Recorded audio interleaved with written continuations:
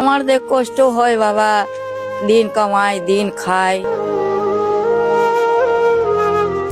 বাংলাদেশের এমন একটা জায়গা যেখানে বাঙালি কম, বিহারিরা বেশি বসবাস করে। বলছি সৈয়দপুর বিহারি ক্যাম্পের কথা, যেখানকার মানুষ সব থেকে নিম্নমানের জীবনযাপন করে।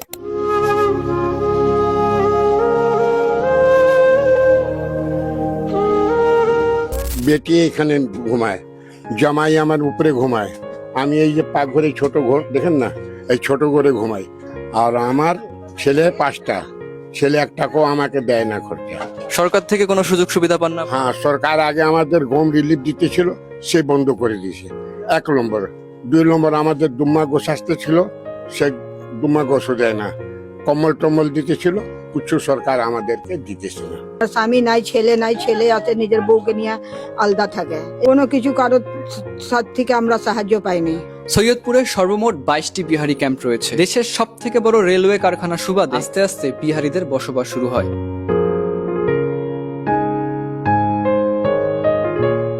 সময় যতই গিয়েছে, বিহারিদের অবস্থা তত বেশি করুণ হয়েছে। নাগরিকত্ব থাকার পরেও সরকার থেকে পায় না ঠিক মতো সুযোগ সুবিধা। মহল্লায় মসজিদে আমি বাচ্চাদেরকে পড়াচ্ছি। এখানে প্রায় 30-35 জন মতন ছাত্রী আছে, তাদেরকে কোরআন শরীফ পড়ানো হচ্ছে। নেই পর্যাপ্ত পানি ব্যবস্থাপনা ও টয়লেটের সুবিধা।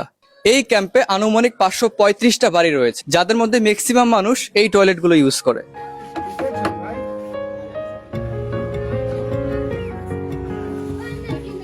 সরকারের কাছে তাদের একটাই চাওয়া, সুস্থ সুন্দর স্বাভাবিক জীবনযাপন পালন করতে চায়।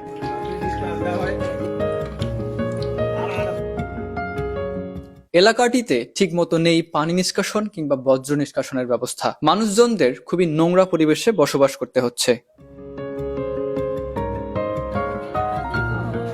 একদিন কাজ না করলেই তাদের ভাগ্যে আহার জুটবে না।